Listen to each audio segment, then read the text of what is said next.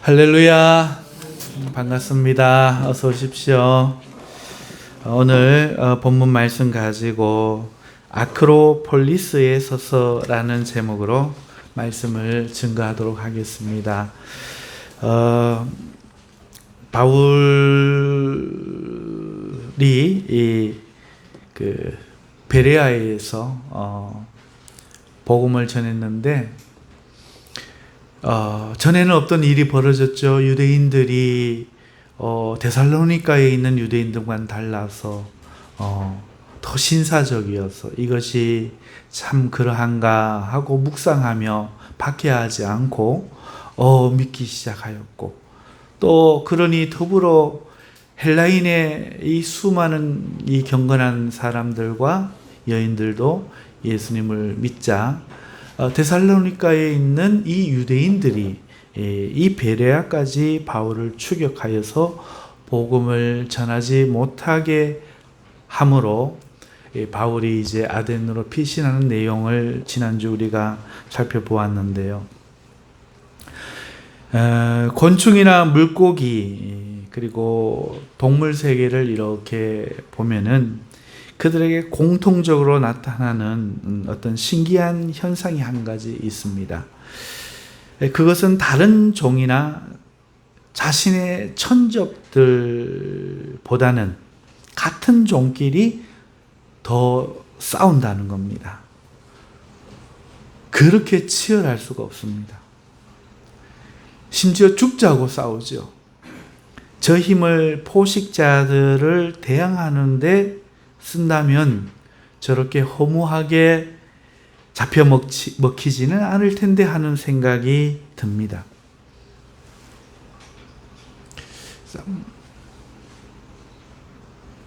거의 모든 동물 세계에서 그러더라고요.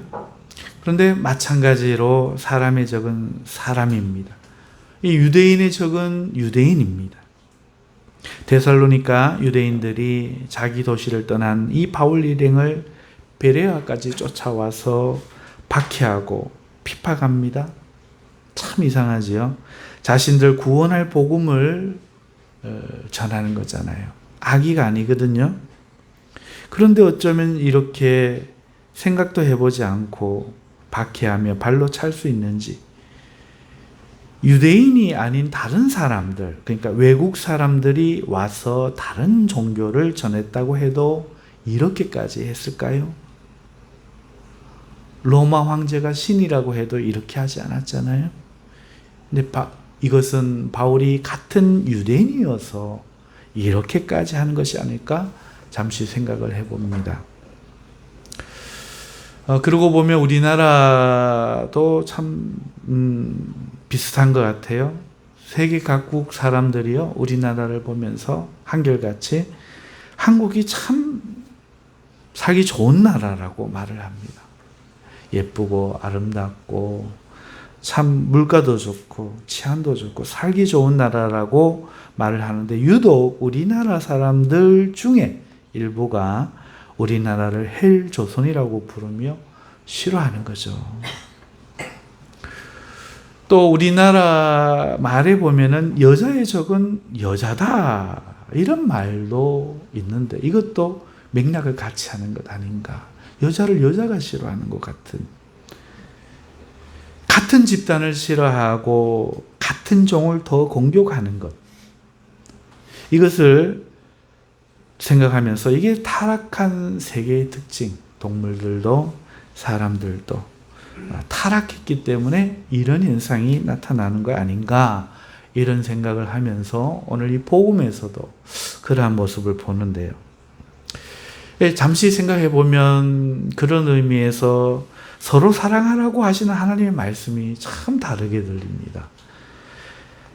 하나님께서는 하나님께 속한, 그러니까 하나님이 만드신 그리고 하나님을 경외하는 그런 하나님께 속한 사회는 이 타락한 세계와 다른 차별된 삶의 모습을 요구하시는 듯해요. 그러고 보면 신명기 10장 13절에도 이 내용이 있더라고요. 내가 오늘 내 행복을 위하여 내가 오늘 네 행복을 위하여 내게 명하는 여호와의 명령과 규례를 지킬 것이 아니냐. 너는 이 복수형이죠. 그러니까 하나님의 사회의 행복을 위해 하나님이 계명을 주신다는 거죠. 그러므로 하나님의 뜻은 같은 집단, 같은 종은 다투지 않고 행복하게 사는 것이 하나님의 분명한 뜻인 것 같습니다.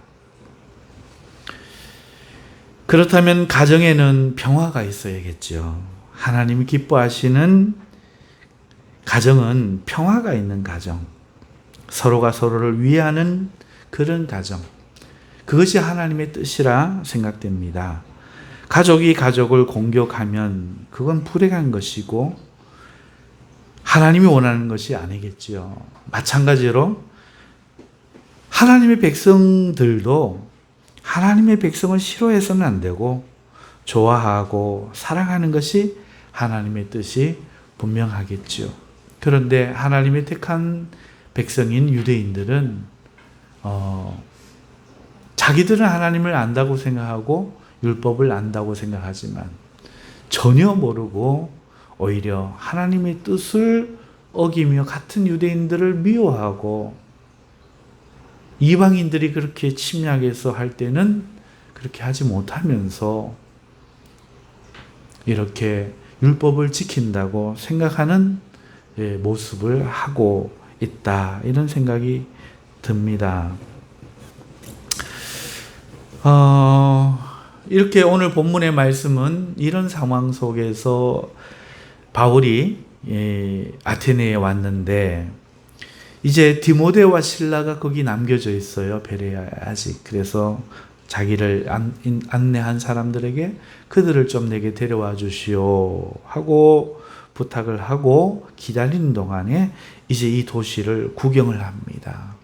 이 바울이 피신한 이 아덴은 바닷가에서 얼마 멀지 않은 도시입니다.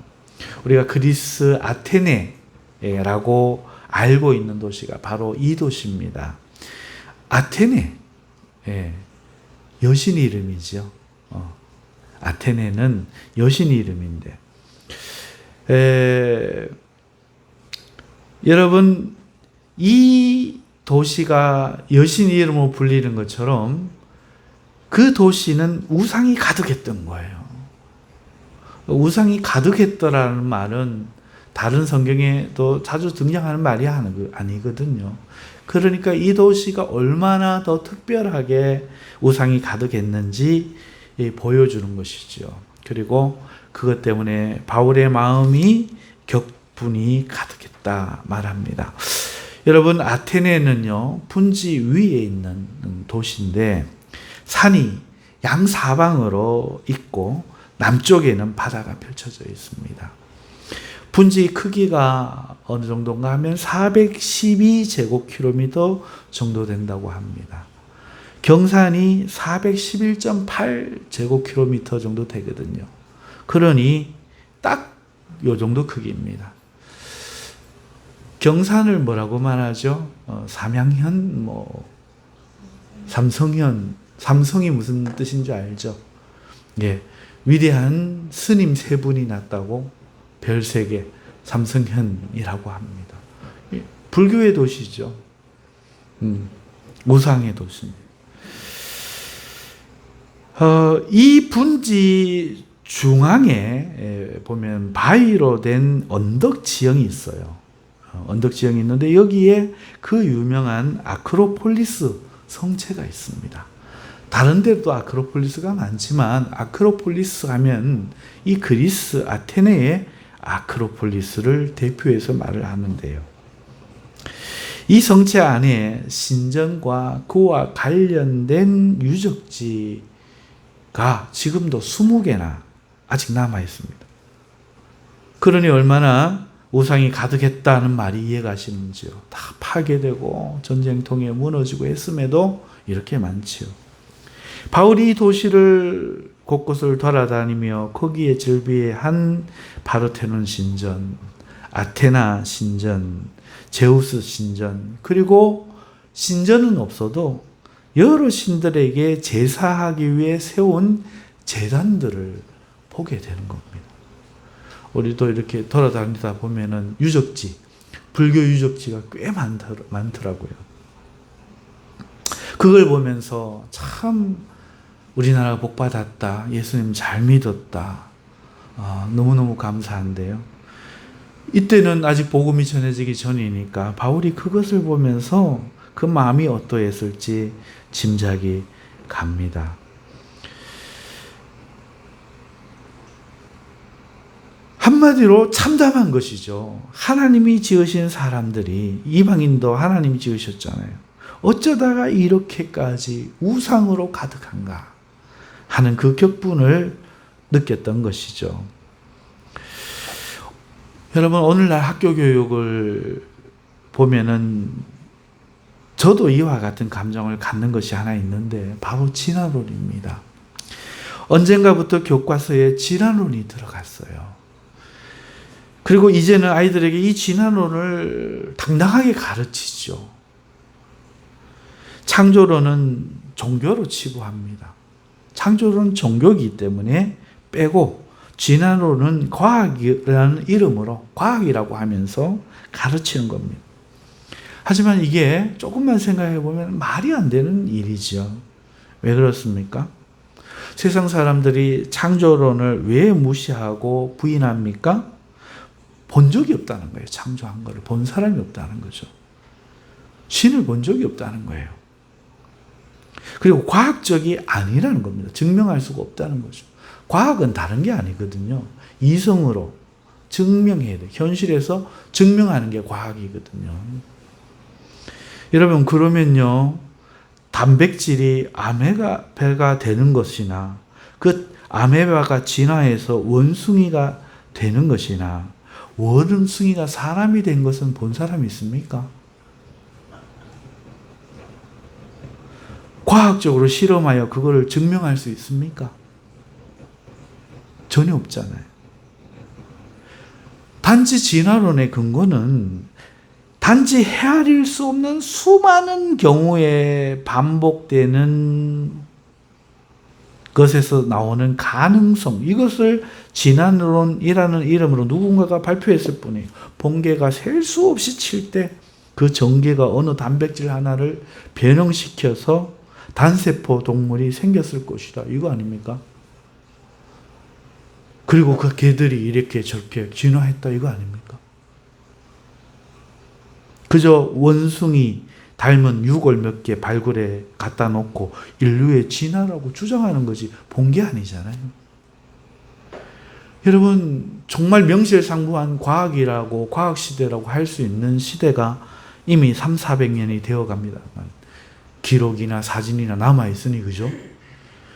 어느 누구도 진화의 현장을 본 사람이 없습니다. 창조론을 본 사람이 없다면 진화론도 본 사람이 없고, 창조를 과학으로 설명할 수 없다면 진화론의 이 모든 것도 과학으로 증명할 수 없는 겁니다. 그런데 진화론을 믿으면서 하나님이 직접 사람을 통해 계시한 이 성경과 하나님을 이 생애에서 만나서 하나님이 있다고 증언하는 사람들은 믿지 않으니, 이거는 얼마나 기울어지고 삐뚤어진 겁니까? 마치 하나님이 지으신 이 사람들 도시가 우상으로 가득한 것처럼 오늘 이 세상이 진화론으로 가득합니다.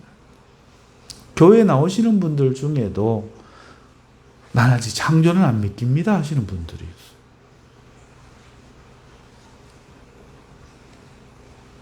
여러분, 그러면서 학교에서 버젓이 과학이라는 이름으로 진화론을 왜 가르칩니까?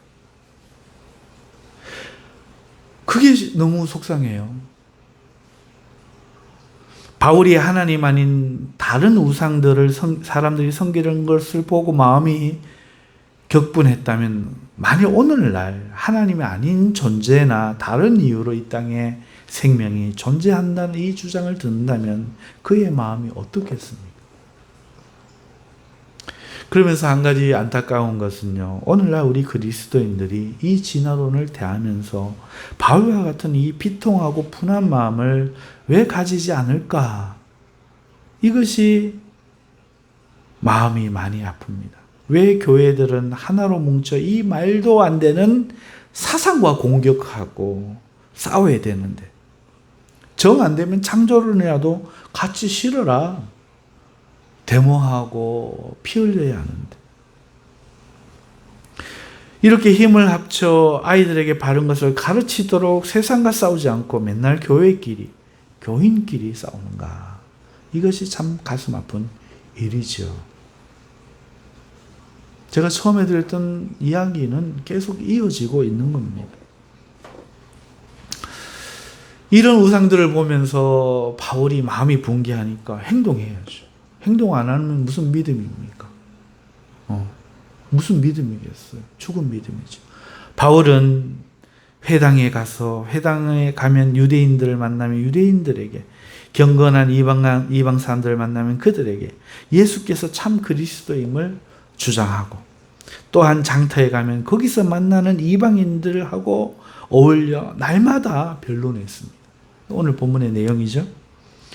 우리 성경에 장터라고 이 아고라를 번역했지만 이것은 그냥 마켓, 시장이 아니고 사람들이 모여 회의하고 토론하는 장소였어요.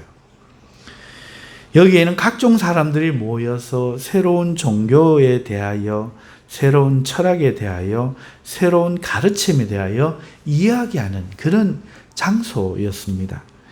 이 아테네 장터에 수많은 주장들, 수많은 철학들이 있겠습니다만은 크게 보면은 이 시대에는 두 부류가 주류를 이루고 있었는데 그 첫 번째가 바로 에피쿠로스 학파입니다. 에피쿠로스와 스토아라고 하고 있는데 이건 하나의 학파예요. 학파. 철학하는 학파를 이야기합니다. 주님 오시기 한 300년 전쯤 태어난 에피쿠로스라는 사람이 있었는데 이 사람이 이 학파의 창시자가 되었죠. 이 사람은 어떻게 생각했느냐? 사람이 왜 생각을 해야 돼? 철학은 생각한다는 말 더 아니거든요. 이게 무엇인가 하면 이건 철학이에요. 철학책 개론을 보면 그렇게 되어 있어요. 과학은 이게 무엇인가 하면 과학이 아니에요. 과학은 이걸 증명을 시작을 해내야 과학인 거고 철학은 어렵지 않아요. 생각 행위를 철학이라고 합니다. 이게 뭐지? 라고 물으면 철학하는 거죠. 여러분, 이 에피쿠로스는요, 사람이 왜 생각해야 되는가? 인생이란 무엇인가? 삶이란 무엇인가? 생각을 하면서 삶의 목적, 이 철학의 목적, 생각의 목적이 행복하고 평온한 삶을 얻는 데 있다고 말했습니다. 우리는 행복하고 평온한 삶을 살기 위해 생각해야 된다는 거죠. 그리고 그가 말하는 행복이란 무엇이고 평온한 삶이란 무엇인가 하니까 이 마음의 평정, 평화, 그 다음에 공포로부터 자유해지는 것, 이성을 통해서 공포를 통해서 자유해지는 것, 통증을 느끼지 않는 상태, 이게 그 철학의 특징이에요. 고통을 거부하는 거죠. 공포, 두려움을 거부하는 겁니다. 마음을 지키는 거죠. 어떻게? 평화롭게, 평온하게 지키는 겁니다. 그래서 이 학파에서 선과 악의 개념은 어떤 것이냐? 천사, 악마 이런 게 아닙니다. 선과 악을 나누는 것은 쾌락과 고통이에요. 무엇이 좋고 악한지는 쾌락이 있으면 좋으면 선인 거고 고통이 있으면 무조건 악인 거죠. 저 사람이 나를 잘 되라고 때리면 나쁜 아버지가 되는 거고, 나를 팔아먹을 인신매매단이라도 나에게 잘해주면, 내 마음을 기쁘게 해주면 선이 되는 거죠. 얼마나 유치한 철학인지 아시겠죠? 그런데 이 철학이 그렇게 간단하지 않아요. 많은 사람들이 추종을 했죠. 뿐만 아니라 그렇기 때문에 이 사람들은 이렇게 생각했어요. 죽음은 몸과 영혼의 종말일 뿐 두려워하지 말아라. 죽고 나서 어떻게 될지 두려워하는 거 거기서 벗어나야 된다. 왜? 목적이 그거니까. 사후세계, 이 세상 한평생 먹고 마시며 살면 되지. 죽은 거 누가 봤어? 몰라. 그저 잘 살다가. 이런 사람들 저 남매지 전도에 보면 여러 만나요. 지금도. 에피쿠로스 학파가 있는 거죠. 신은 뭐냐? 인간을 벌주거나 보상하는 존재가 아니라는 거예요. 그냥 한 이름일 뿐이고 요소일 뿐이다. 우주는 무한하고 영원하며 세상의 모든 현상들은 궁극적으로는 이 빈 공간을 움직이는 원자들의 움직임과 상호작용으로부터 나온다. 이렇게 설명을 하는 거예요. 그러니까 두려워하지 마라. 신을 두려워하지 마라. 사회생활을, 사후세계를 두려워하지 마라. 이 땅에서의 삶을 죄의식 가지고 그렇게 공포 느끼지 말고 내 마음 편하면 장땡. 김치 덮밥을 먹으면서도 내가 행복하면 장땡. 남 미워할 거 뭐 있냐? 욕할 거 뭐 있냐? 원한을 못 잊고 할 거 뭐 있냐?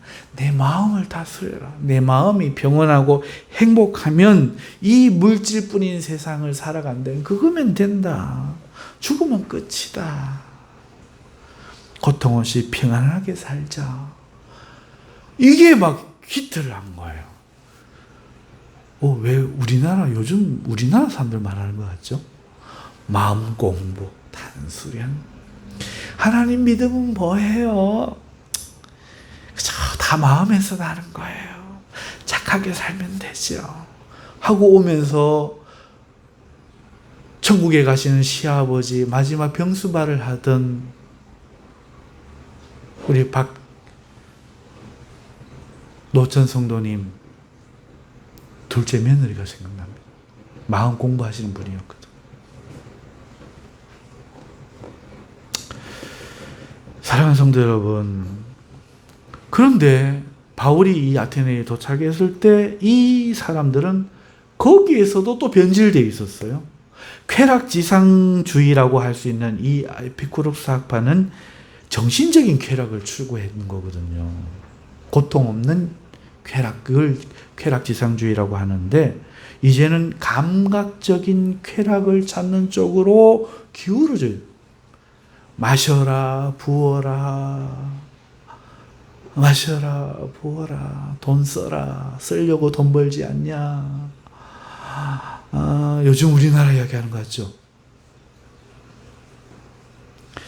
얼마나 많은 이들의 주장에 휩쓸려 육체적 쾌락의 삶을 신의 이름으로,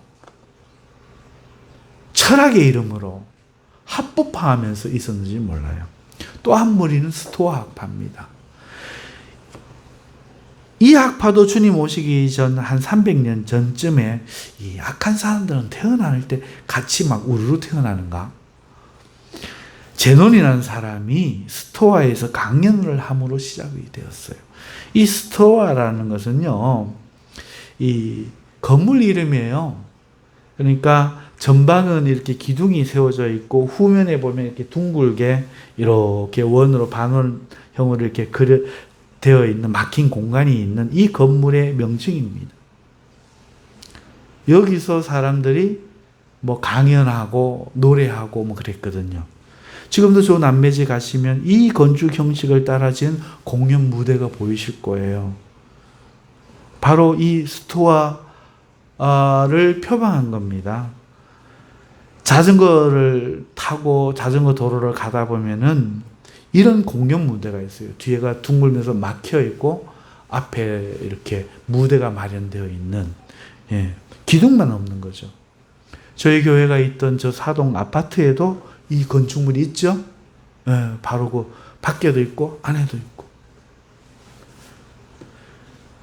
이 스토아 학파 사람들은요, 우주가 어떻게 생성되었는지에 대해서 관심이 있어서 자연학을 다뤘고 이성을 중시하고 있기 때문에 논리학, 그 다음에 어떻게 사람이 살아야 하는지에 대해서 윤리학을 중점적으로 다뤘죠. 여러분, 브루스 윌리스가 주연하고 룩 베송 감독이 감독한 1997년에 우리나라에서 개봉한 영화 제5원소라고 혹시 기억나시나요? 네, 기억하시는 분이 있네요. 여러분, 우주의 근본을 이루는 원소가 있다는 거예요. 4원소라고 하는데 물, 불, 흙, 공기. 그런데 위기가 닥친 겁니다. 4원소 갖고는 안 돼요. 그래서 구원할 제5원소가 필요한데 그 5원소가 무엇인가? 뭐 거기서는 여자였지만 어쨌든 사랑이라는 원소. 그래야 종말을 막을 수 있다. 여러분, 이것이 스토아 학파의 영향인 거예요. 이 스토아 학파가 그 영향을 받은 4원소의 영향을 받아서 이것을 주장을 했거든요. 이들은 이 세상을 신과 인간을 포함한 모든 것이 그저 동질일 뿐 끊임없이 회귀하고 서로 순환하며 있다는 거죠. 근본조차도 원소일 뿐이니, 그러니까 사람이 구해야 되는 거죠. 그러므로 위대한 이성이 자연과 인간을 선으로 이끌 수 있다고 가르치면서 사람이 타락하면 안 되기 때문에 금욕해야 된다. 이렇게 주장한 학파죠. 이 두 학파가 나누어져 있어요. 대부분을 차지하고 있고 나머지 소수가 작은 학파를 이루고 있었죠. 바울이 장터에 가서 예수님을 전하자 이들이 곧 바울과 쟁론하기 시작했습니다. 왜? 주류적인 대표적인 부류니까. 바울은요, 이런 이들에게 천지가 어떻게 해서 생겼는지 창조론을 통해서 증거하기 시작했습니다. 그러자 그들은 자신들의 철학을 들어서 반박하고 또 질문했죠. 하지만 이들의 특징을 결론적으로 짓자면 결국 그들은 무신론자들이잖아요. 그리고 바울은 유신론자잖아요. 이 대화가 되겠어요? 대화가 안 되죠. 창조론자가 진화론자가 대화가 되겠어요?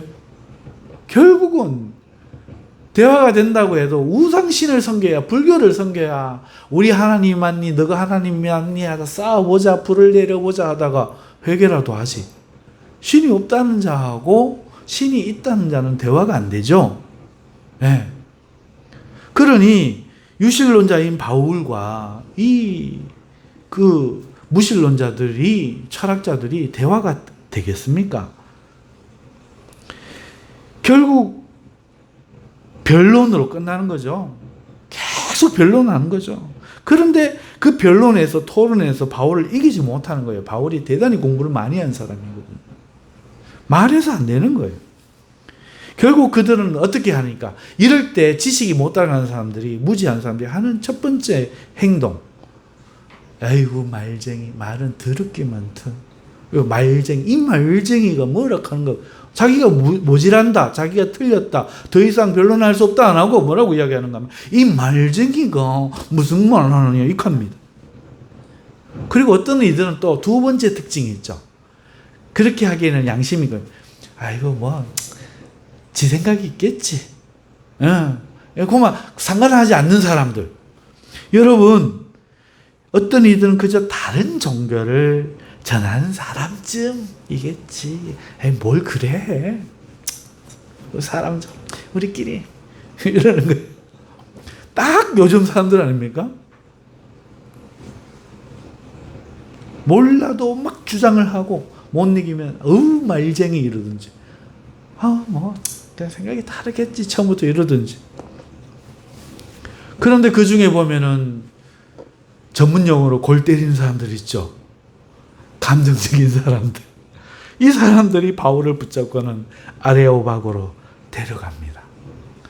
여러분, 그것은 아크로폴리스에 있는데 종교나 도덕에 관해서 어떤 그 문제가 있을 때 그 주장을 듣고 또 재판하는 그런 사람들이 듣고 판단하는 그런 장소였어요. 이 아레오파고에 도착한 바울이 명설교를 합니다. 여러분, 지금 이 성경은 누가가 쓰고 있는데요. 훗날 이 이야기를 들으며 너무나 명설교였다고 생각이 들어서 오늘 이 내용을 적은 것 같습니다. 16장 16절에 보면요. 거기에 보면 이렇게 되어 있어요. 우리가 기도하는 곳에 가다가 라고 되어 있어요. 16장 16절. 그리고요.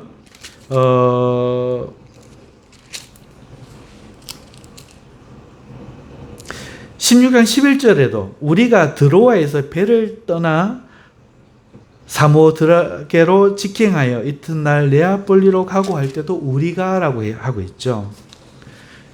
누가 쓰고 있다고요? 누가가 쓰고 있죠. 누가가 여기 없었다면 누구라고 말하겠어요? 그들이.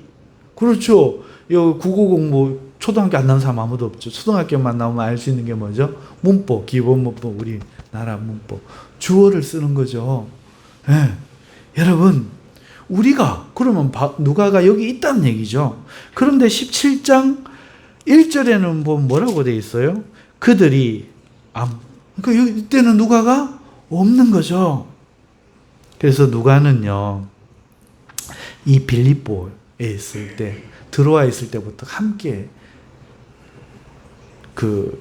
합류해서 함께 있다가 이 빌립보에서 바울이 감옥에 갇혔을 그 시점에는 이제 다른 곳에, 무슨 일인지는 모르지만 다른 곳에 있었던 겁니다. 그래서 누가는요, 바울의 선교 여행을 전부 함께 하지는 못했지만 함께 하고 있었고, 함께 하지 못한 부분은 증언을 통해 자세히 듣는 거죠. 그리고 그렇기 때문에 이 주어가 우리가와 그들이로 이렇게 자꾸 바뀌고 있는 겁니다. 이것만 봐도, 이때 누가는 와 있었네. 이때 누가는 여기 떠나 있었네. 이렇게 우리가 성경을 볼 수 있죠. 여러분, 이 누가가 생각하기에 너무나 명석인 거예요. 이 사도행전은 데오빌로 각하여 하면서 이제 누가복음 이후에 이제 이방인들에게 보내는 거기 때문에 이 명설교는 집어넣어야 돼 하고 넣었는데 아닌 게 아니라 오늘 이방인 우리가 읽어볼 때 가슴이 뜨거워지는 게 이 본문이거든요. 와, 이만큼 복음을 쉽게 명확하게 지혜롭게 말할 수 있는가? 정말 논리로라면 완벽하다 하고 싶을 만큼 아주 막 일목요연하게 간단하게 핵심만 탁 해놓은 것이 본문 22절에서 31절이 그거죠. 여러분 한번 찬찬히 읽어보십시오. 얼마나 멋진 설교인지 모릅니다. 하지만 말이에요. 아무리 멋지면 뭐합니까? 멋지다고 네가 옳다 이럽니까?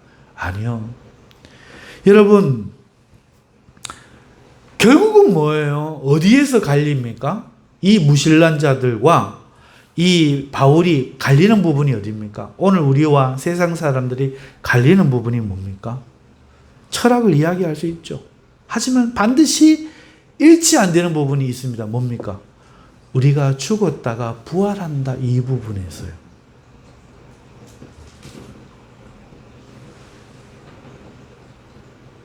부활한다는 것은 내세가 있다는 거고 다른 삶이 있다는 거죠. 그럼 오늘 삶에 영향을 미칠 수밖에 없죠.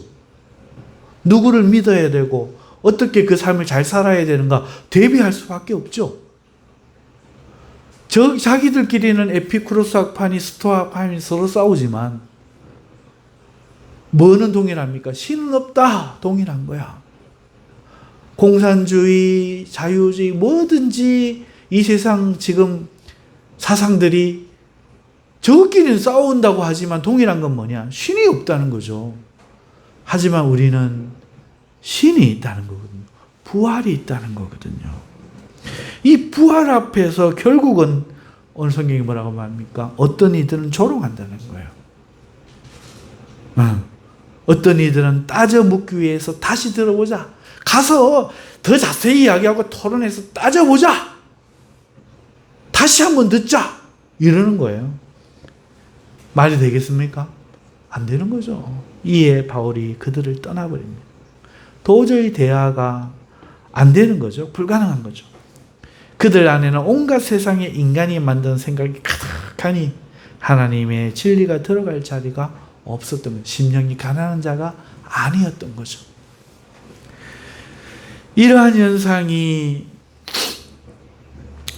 유대인과 바울 사이에도 사실은 있었어요. 이방인과 바울만 있는 게 아니라 특별히 율법과 관련해 그렇죠. 율법에는요, 이에는 이, 눈에는 눈이라는 그 보상하게 하는 가르침이 있습니다. 또 십계명을 어기는 자는 돌로 쳐 죽이라는 그 보복 명령이 있지요. 그래서 그들은 율법을 금지법, 처벌법으로 생각했습니다. 유대인들이. 그래서 십계명을 어기면 죽게 되는 무서운 법이라는 생각과 율법들은 복수는 어떻게 해야 하는가? 이에는 이로 공정하게 갚아야 한다. 이렇게 율법을 이해할 뿐이었죠. 그것이 그들의 관점이었어. 그러니까 죄 있다 없다 이것만 율법 생각하는 거야. 그런데 이거를 반대로 뒤집어 보면, 이 율법을, 그렇게 해놓은 율법을 반대로 생각해 보면 정반대의 뜻이 됨을 혹 알고 계십니까? 이에는 이라는 이것은 복수하는 법이 아니라 남의 일을 내가 폭력으로 빠지게 하면 빠지게 하는 자신도 이도 동일하게 될 줄을 알아. 폭력을 가하지 말라는 거예요. 복수법으로, 처벌법으로 뺐으니까 똑같이 빼라! 그것만 빼라! 이렇게 주신 게 아니고 똑같이 빼야 되니 너는 폭력을 행하지 말아라! 하는 거죠. 즉 폭력 방지법이지요. 여러분, 십계명을 어기면 죄로 죽게 되잖아요. 그렇잖아요. 그러니 이 법은요, 하나님을 떠나 죄를 지을 때 사망에 이르게 되는 사람들을 사망에 이르지 못하도록 방지하는 법이죠. 사망 방지법. 죄를 짓지 말고 그러니 행복하게 잘 살라는 사랑의 권면이죠. 그래서 십계명을 요약하면 하나님 사랑과 이웃 사랑 아닙니까? 처음에 소개해드렸던 신명기 10장 13절, 내가 오늘 내 행복을 위하여 내게 명하는 여호와의 명령과 규례를 지킬 것이 아니냐. 율법은 처벌법이 아니었던 거예요. 금지법이 아니었던 거예요. 살리는 법이었던 거죠. 행복을 주는 법이었던 거죠. 요거를 정반대로. 왜? 타락에 있으니까. 암만 자녀가 이상한 사상이 딱 들어오면, 학교 가서 친구들하고 놀면서 이상한 사상이 딱 들어오면 부모가 암만 좋은 이야기도 곡해해 듣습니다. 마찬가지로 타락을 해버리니 하나님의 율법을 받으니 우리를 죽이는 법, 이렇게. 우리는 하나님 백성이니까 죽이지 못한다 해서 눈치만 싹 이렇게 보고 있는 거죠. 법에 저촉만 안 되는데 가능하지 마라 그래서 그럼 이혼법은 있어? 그래. 밥 태웠네? 우리 이혼법으로 정하자. 이혼해버리는. 거짓말 하지 마라. 아버지, 형제들 추석에 딱 모였는데 둘째 동생이 염소를 잡아왔네. 기쁘게 했네. 셋째 동생은 돈을 20만 원을 가지고 왔네. 이 큰아들이 되고 체면이 문제인 기라. 술 먹고 놀다가 없는 기라. 아버지, 내년은 제가 송아지를 아버지 드리려고 합니다. 우리 형이 웬일인고. 형제들이 전부 다 박수 치면서 와, 형아 최고다. 아버지 그래 안 그래도 되는데 무슨 말씀입니까? 제가 장남입니다. 이래놓고는 내년에 되니까 송아지 태어난 게 있었거든. 아까운 기라. 이거 종자라도 좀 빼갖고 제가 솔랑 드리고 나면 의하겠노 싶어가지고 한다는 말이 고르반해십니다. 무슨 뜻인가 하면 하나님께 드리고 싶은 마음이 기도하다 보니 확 생겨붙는데 아버지를 드려야 될까요? 하나님을 드려야 될까요? 그러니까 아버지가 뭘 하고 계십니까? 하나님 드린다고. 그러면 하나님 드려야지. 준다 기도 안 받을 거지만은 그래 놓고는 하나님도 안 드리고 나중에 드릴 거야. 나중에 이러면서 눈치만 보면서 처벌법으로 보니까 여기에 유대인들이었다는 거죠. 여러분, 그런데 하나님의 참 뜻을 전하는 예수와 하나님의 참 율법을 바르게 이해한 이 바울이 이 사람들 눈에 어떻게 보였겠어요? 그래서 유대인들은 바울이 유대인이라는 이유만으로 만만하게 보고 자신들과 결이 다른 경제자로 여기고 시기하고 죽자고 싸우는 겁니다. 이렇게 우상이 만연한 아테네 같은 도시들을 옆에 두고도 그것과 싸우려고는 안 해요. 하나님을 전하려고는 안 해요. 하나님을 섬기지 않는 것을 바울처럼 분통히 여기지는 않으면서 바울 보고는 죽자고 달려드는 거죠. 또한 이곳 아테네의 이방인들 역시 자신과 같은 철학자로 바울을 동료로 보았다가 자신들과 다르자 바울을 조롱하고 공격하는 겁니다. 사랑하는 성도 여러분, 오늘 말씀 속에서 왜 성도들이 이 땅에서 배척받고 피곤하게 살아야 하는지 그 이유가 발견되지 않습니까?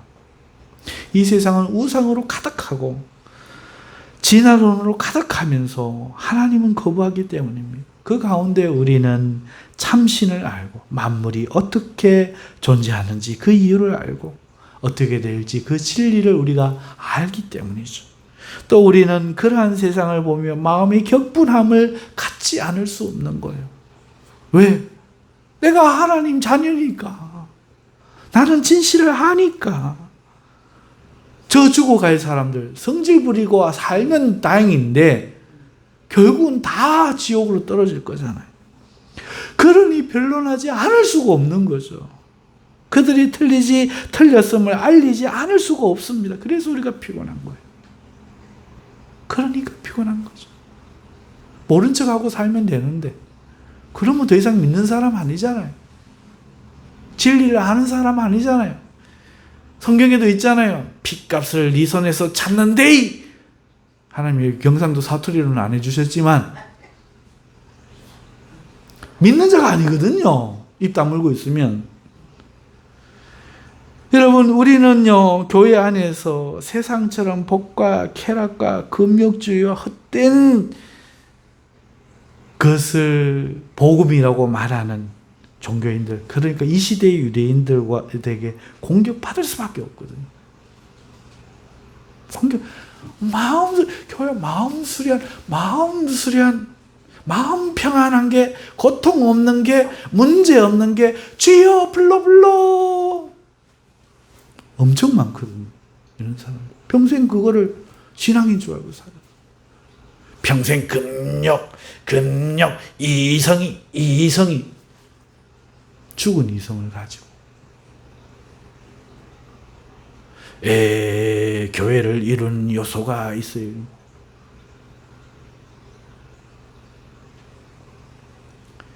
그러니 이들이 죽자고 공격하지 밖에는 저렇게 안타까운 상황이지.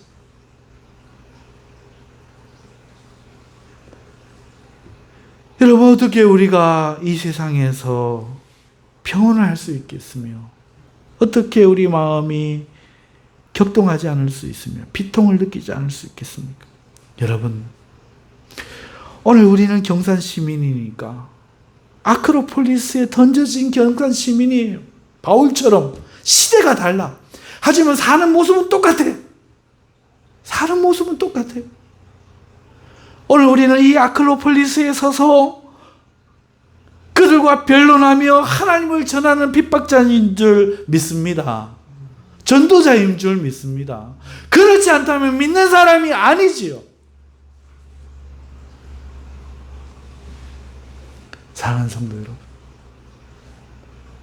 저들이 죽어가고 있습니다.